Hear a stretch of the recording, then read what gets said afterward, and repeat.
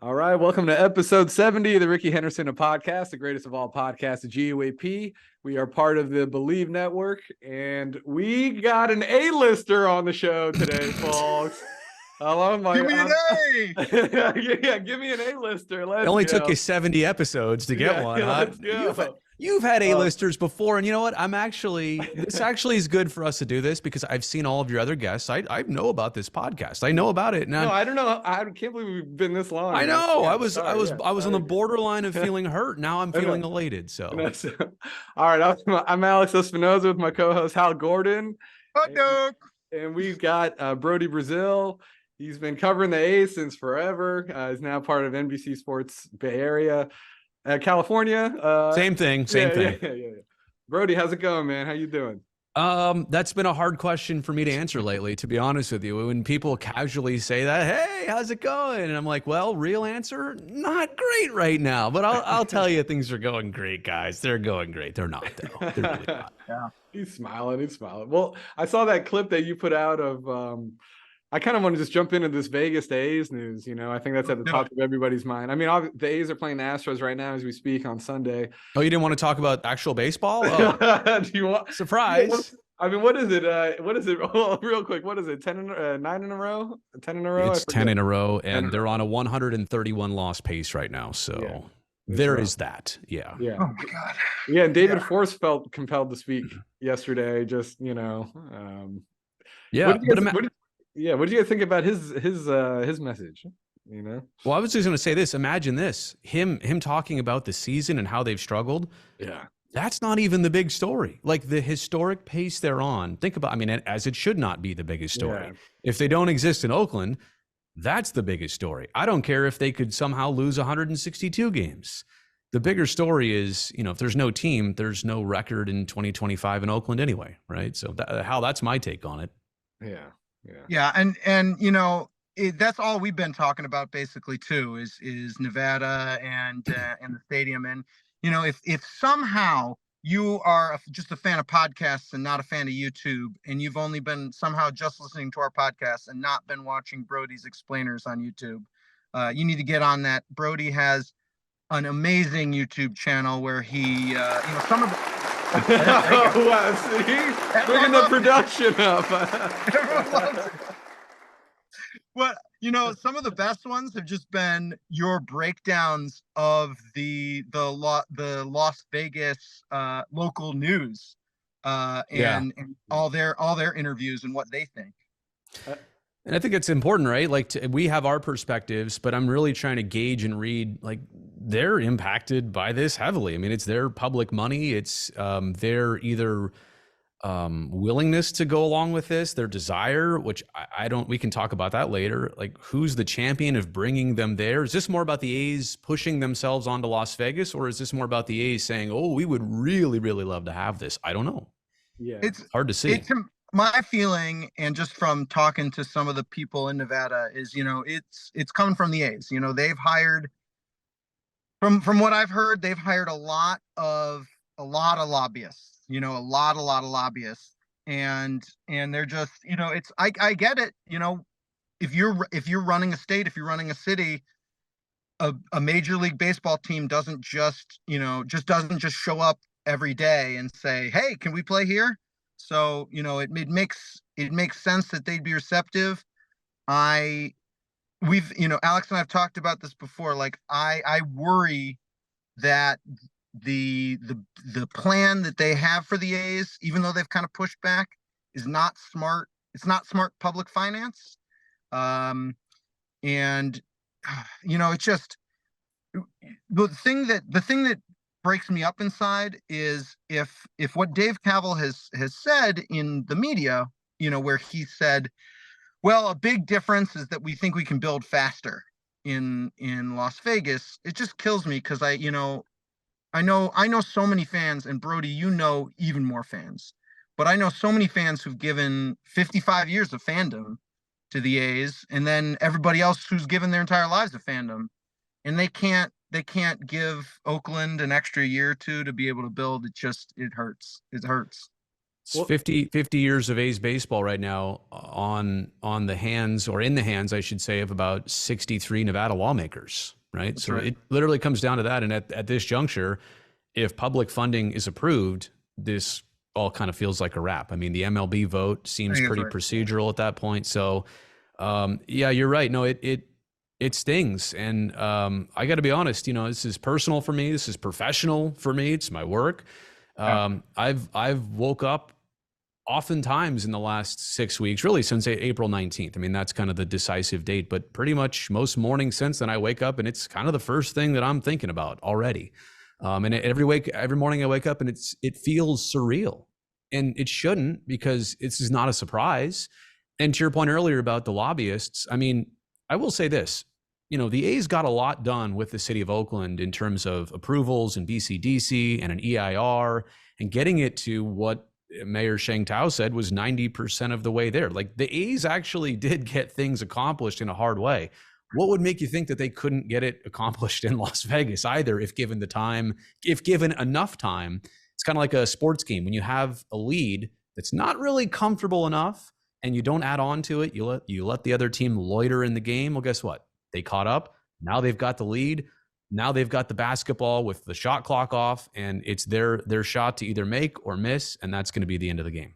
Yeah, well, yeah, just that 10-day pressure, that 10-day deadline essentially that they're running up against, I think is just, and just these renderings seem dishonest. It just seems like they're kind of trying to scoot something underneath the door a little bit to me. And I thought it was interesting, that clip that you showed of, like, you guys are talking about, does Nevada want this? Like, the Clark County Government Affairs Manager, Joanna Jacob, in that clip, like, her body language. So basically, if you guys haven't seen the clip that Brodie amplified, it was amplified. I love that. I love the way you put that. Yeah. It was I pounced on that thing. No, yeah, Senator. So the Senator Dina Neal, she's the senator for Clark County. She represents that district, I believe. She bluntly just said, if you guys are operating in a structural deficit, and this is going to sound like a ding because it is, then why are you willing to bond or give up any of your money for a stadium? You knew that was coming because that's just dumb. It's rare to hear a senator just straight up call an idea dumb. That should be on a shirt, by the way, for if Last Dive Bar is listening. All they need to say is that's just dumb. Oh, Brian's he's already printing it out right now. I'm sure he is. That's smart. I like that shirt. That's smart.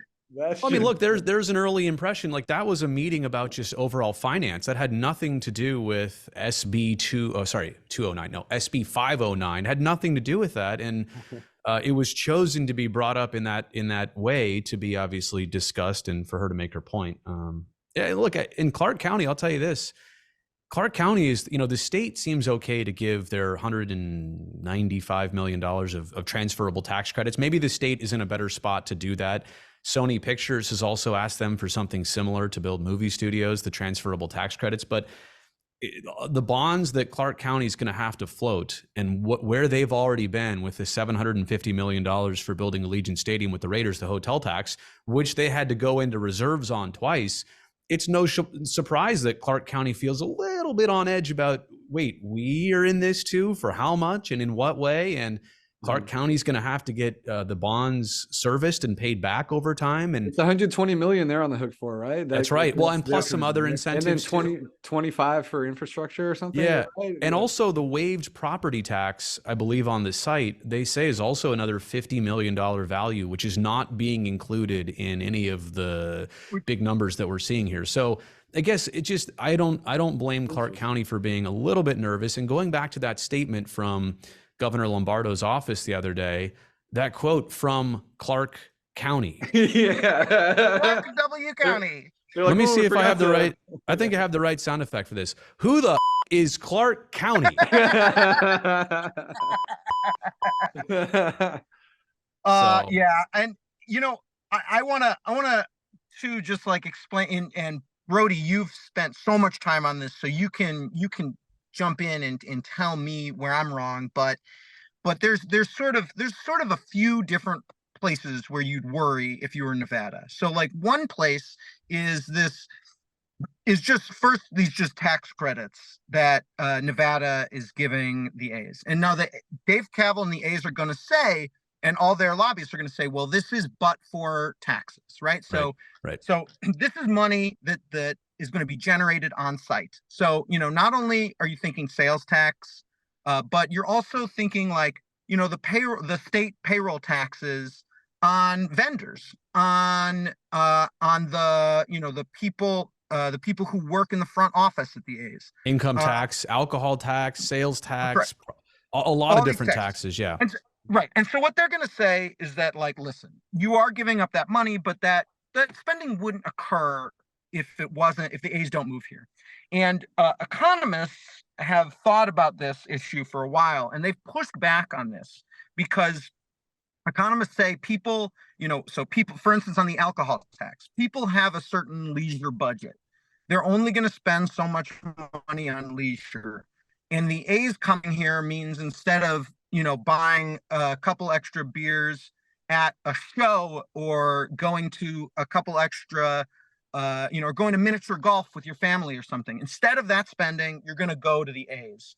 And sure, that money is spent at a place that wouldn't exist if the A's don't go. But if the A's didn't come to Vegas, those people would have spent that money somewhere else where the taxes would have been collected. And that's sort of the same goes with the payroll taxes. A lot of the people who get a job there would have gotten jobs somewhere else and would have ended up paying those taxes. Especially in Vegas, where there's so many opportunities for people to spend their money. It's almost like Vegas is like just collecting taxes. They would just do it anyways. You know, they are like they're just repaying themselves. The argument for me about it wouldn't exist unless this is here, like that works for Howard Terminal because there's nothing going on at Howard Terminal. But like the Tropicana Hotel at that corner, which is the busiest intersection, one of them in the country, like there's already stuff going on at that intersection. So to say that you're going to boost it, and maybe you will, maybe 81 nights a year you will, but to what extent, Hal, to your point, like how much more than it already is busy? The other thing, I mean, we talk like, and I know from the economist side, you can go very deep in that. I can keep it simple. How about just 30,000 people, like I said, at the busiest intersection, definitely in Las Vegas, definitely in the state of Nevada, definitely in the West, on the West Coast, maybe even in the United States. That intersection, guys, has its own Wikipedia page. It is a famous website. You know, people like, you know, when people are creating you know, YouTube videos about urban planning, they'll go to that intersection to show the 18 lanes of traffic that are already there. It's, you know, the Bally's guy was talking about, you know, and I grew up going to a stadium very different than the Coliseum. As a kid, I grew up going to Wrigley Field. There's no parking there. It's in a neighborhood. You park, you know, way. And as a little kid, I can remember just walking through neighborhoods in Chicago, you know, in these urban neighborhoods, and all of a sudden you turn one corner, and all of a sudden you see the back side of the scoreboard. You know, there's a giant pennant on it that says, you know, "Welcome to Wrigley Field, home of the Chicago Cubs," and it's beautiful. But I don't think I would have as much fun doing that if it was August in Las Vegas. Dude, I think it's another thing about the whole vision just doesn't seem realistic to me right now. And there's that deadline. You know, maybe if they had more time, they could map out something. But I'm just skeptical of the rendering. Somebody pointed out there's not even a scoreboard in these renderings. Actually, it's just a screen of it's just like a picture of Tony Kemp. You know, it's so. The idea right now just kind of seems half-baked to me right now, and the fact that it's getting pushed through legislation is wild to me.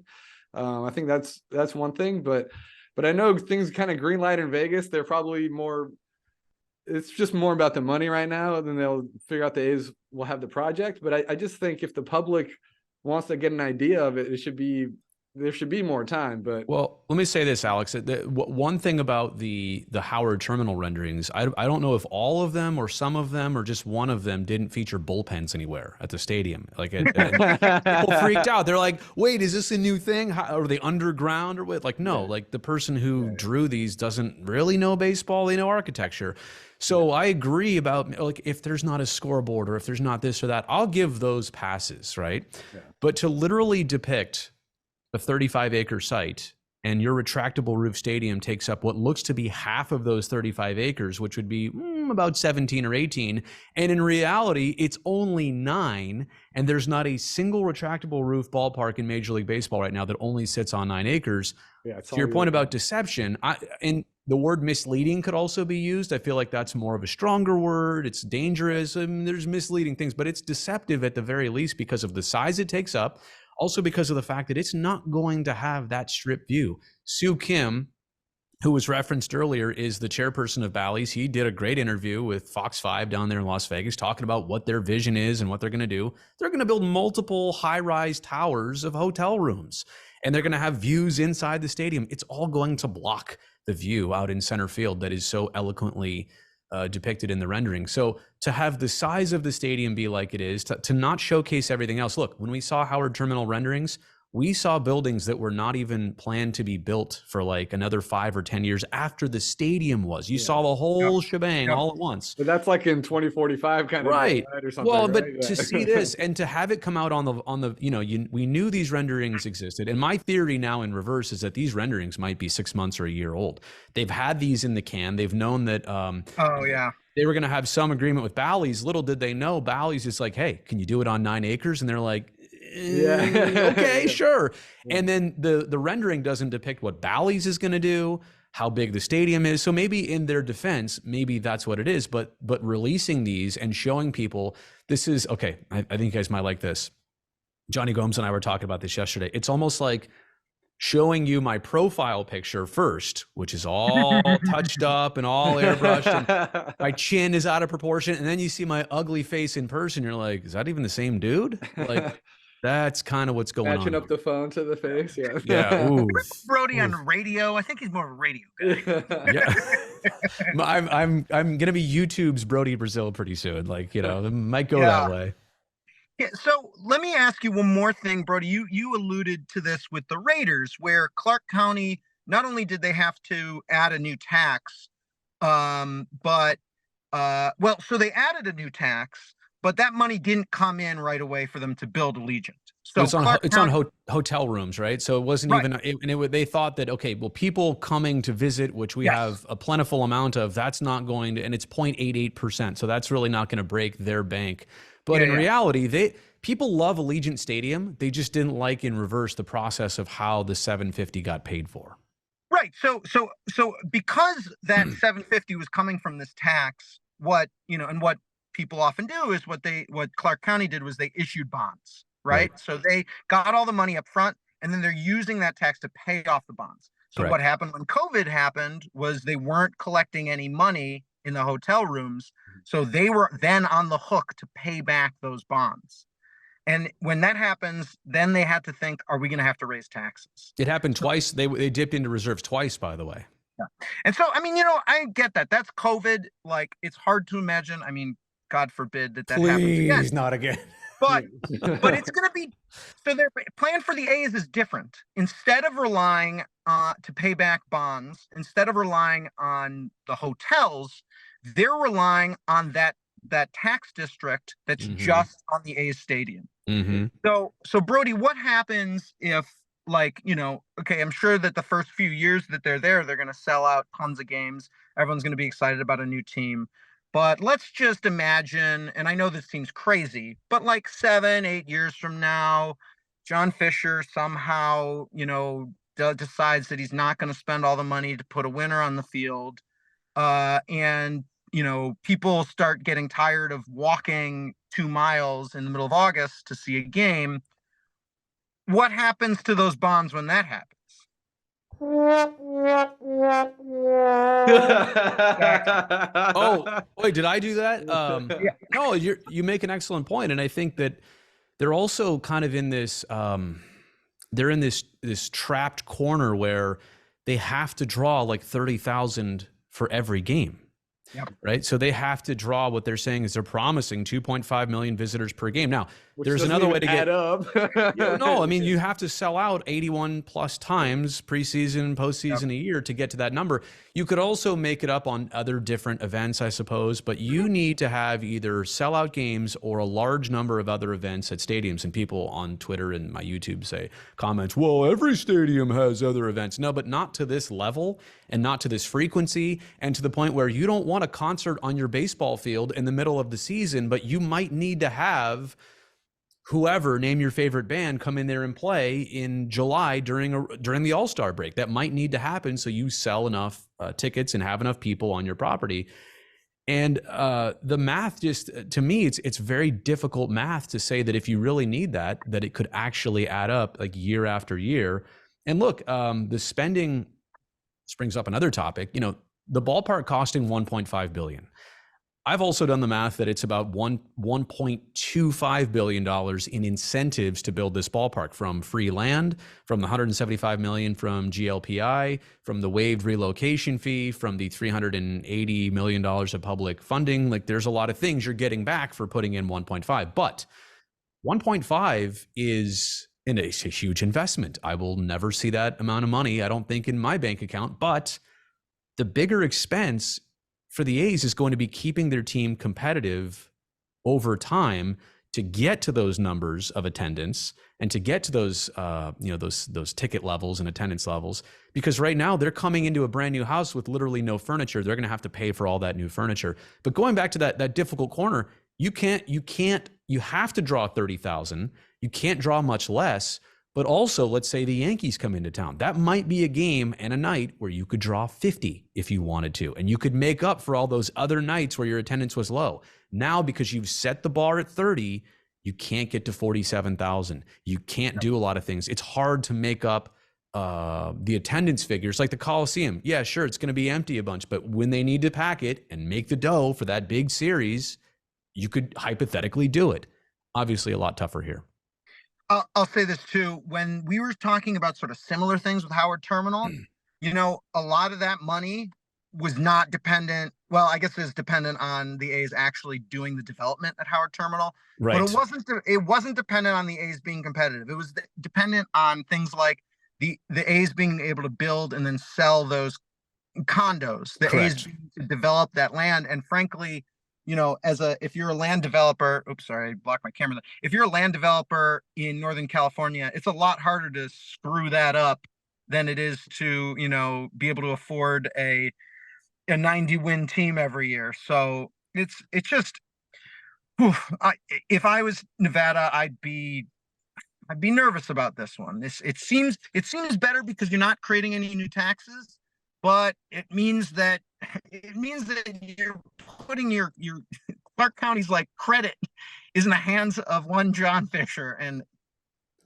you know it's risky. Even any team, that's risky. Well, they're not even coming in on stable footing. Like even if they were in such a really wealthy spot or really stable spot, and you're like, well, they want to it's Vegas, let them take a risk. But like you said, they're already operating in structured debt, and now going to take this on too, and maybe the Sony thing too. Like, okay, and they don't really have like the Raiders. They had the benefit of, they had the backing of Sheldon Adelson. Like they had a power broker, like somebody who, like, with a lot of weight in Vegas, kind of, you know, ushering them through this process, or, you know, helping them out. And now I don't know if they have that ally in Las Vegas, from what I can gather. And I wrote this article too, like a few days ago, about, I think it's interesting. They publicly said they would come up with $5.8 billion in private investment, I think, you know, for the whole Howard Terminal project and everything.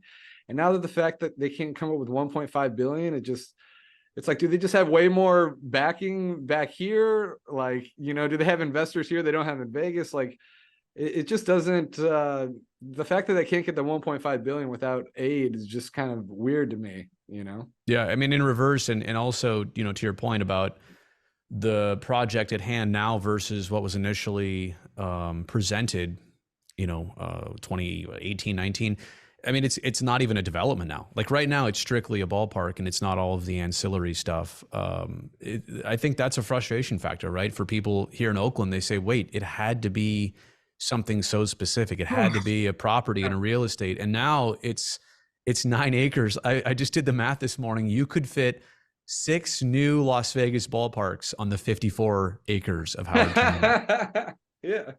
Think about that for a second. 6 Yeah, new baby. Vegas ballparks on Howard. People said, "Oh, Howard Terminal's too small. You can't do that there." Oh, well, you could put six ballparks there apparently.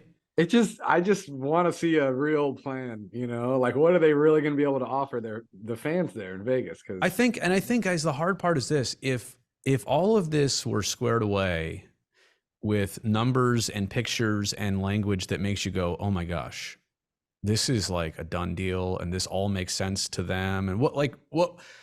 I'm not the type to sit here. I do not like having to counter everything that exists. I really don't I don't take joy in like, oh, that's wrong, or the whole, I'm big on the 9 acre thing. Like, because nobody else has done it, prove to me that you can. There's a reason it's never happened before.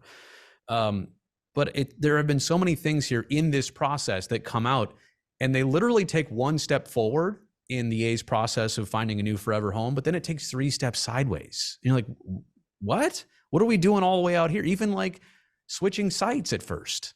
What? And then you find out from Sue Kim, the Bally's chairperson, that even after they secured the Red Rock or the Wild Wild West site, they were still talking to Bally's. And maybe while they secured Bally's, they were still talking to somebody else. Yeah, well, that's what Casey said, right? It's like after the Tropicana lot was announced, they were still checking out another site. I mean, and all these things are like one step forward and then 3 steps to the right or left, and you're like, what? Why are all these holes left out here for people like us to then decipher and try and put together the pieces? It just, a lot of things don't formulate. I would say slam dunks, wrong sport. They're not home runs, they're doubles and triples, and a home run would seal the deal, but that just hasn't happened yet. Yeah. And so I want to sort of talk about what A's fans can do. So there are 3 sort of things in my mind here. So and Brodie, I'm sure you have some other ideas too, but one of them is this group called Battleborn Progress, that is sort of a progressive political action group in Nevada. They're run by Nevadans. They don't know much about the A's, but they've learned some in the last couple of weeks. They are buying digital ads to get people to call their politicians in Nevada. And so I've tweeted out their link a couple times. It's Battleborn Progress. You can find them on Twitter. I'm sure that you can find them on some other things, but we'll make sure to have the pod tweet out that link again. But people they've told me that they've gotten thousands of dollars of donations from A's fans for these ads. And even better, if you know people in Nevada, you need to call them today and tell them to call their own representatives, today, and get them to know about this, to know that they don't want it.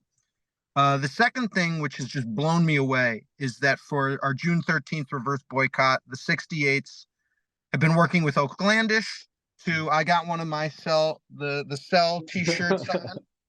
Early edition. We're doing, this is like, you heard about a stadium giveaway. This is going to be a stadium giveaway that's funded and run by the fans outside the stadium. So they are printing as many shirts as they can. I just talked to the 68s. They have over $13,000 have been donated so far for these t-shirts. That's going to be thousands of shirts. Oaklandish can't believe it. They were like, we were talking to Oaklandish. They were like, yeah, you can get some money and we'll print some more. They're donating a ton of shirts. They can't believe it. So we're doing that, and that's going to be a special night. It's going to be so much fun to see everybody cheering together. Tons of people in that shirt, everyone working together. But sort of the last thing, and I still don't know, and I don't know if anybody knows when the bill is going to start going to committee in Carson. It might be Monday. Monday at 4:00. It's going to be 4:00 on Monday. Yep. As we record this tomorrow at 4 o'clock. Yep. Okay, great, Yep. great. So, I don't know if there's public comment that people can join. I don't know if we can go to Carson, but I'm going to try and figure that out tonight. You would do that, Hal? I bet you would do that.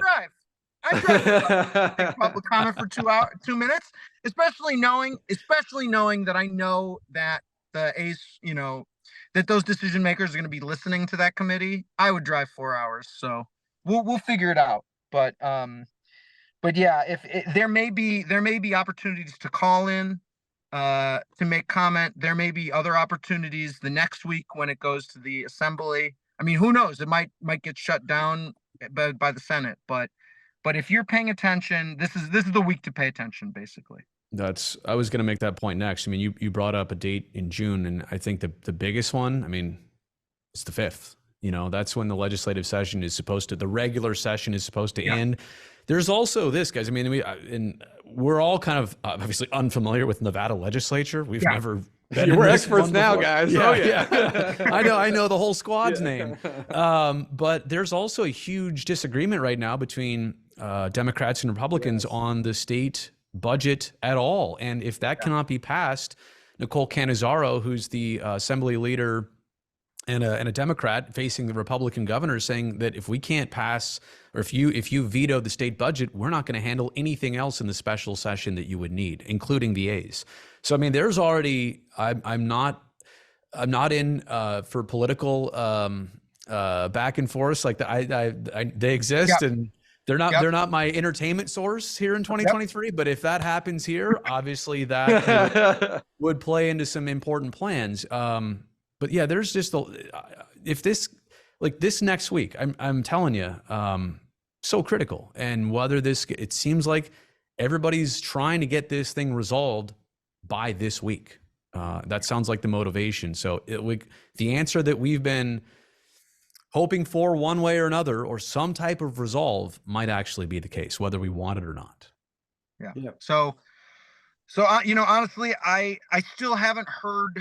Yeah, I still don't know when the time, if maybe it's Monday at 4 o'clock. I don't know when, there's an opportunity to sound in, if it's just as much as, A's fans calling in and saying like, hey, we've been dealing with these guys for a while, and these would maybe not be the guys that I would pick to tie my county's fiscal health to, or if it's just people who want to just say like, hey, don't giving all this money to billionaires is something that sort of nonpartisan academics have said is not a great idea. We'll try and figure it out, but stay tuned. It may be this podcast, I don't know when, Alex, if we're being able to put it out tonight, but oh yeah, we're doing it tonight, man. We're gonna put it out tonight. And what you got, Brodie? Well, it's not hold your horses, but I was like, it looks like an official document or something. I've got a look on my face, don't I? No, Hal was asking for ways to be involved, and on this document, which I only read the time and the location of physically where it's.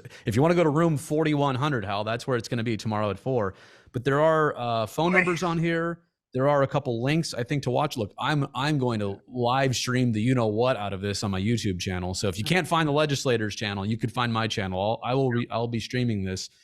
But you can call in. Obviously, if you're a Nevada resident, which maybe nobody is watching this right now, there's also ways for them to make their public comment. But yeah, I will. Jacqueline Schultz texted me this earlier from Channel 5 in Las Vegas. So I have this info. I'll make sure everybody sees it by tomorrow when it's time. Awesome. Great. Awesome. Yeah. And if you're listening to this, please call in and, and pick from one of the many reasons we just stated, or your own reason why you think Nevada shouldn't do this. But yeah, thanks. Help us out. Yeah. I was going to say, help us out and call in if you can. Yeah, I was just saying my closing thought, like, I know we got to get Brodie out of here. Thanks to Brodie, he literally walked upstairs from the pregame show and hopped on here. So no problem. Hal drove down from the hills from Merritt College. He's at the Oakland Soul game, so we're making it First happen. kick's But in 9 minutes. yeah, So. but I was just gonna say, like, I just think Isn't it kickoff? Isn't it kickoff, not first Yeah, kick? yeah. What do you think? Yeah, I'm in Wrong a sport, car, buddy. you know.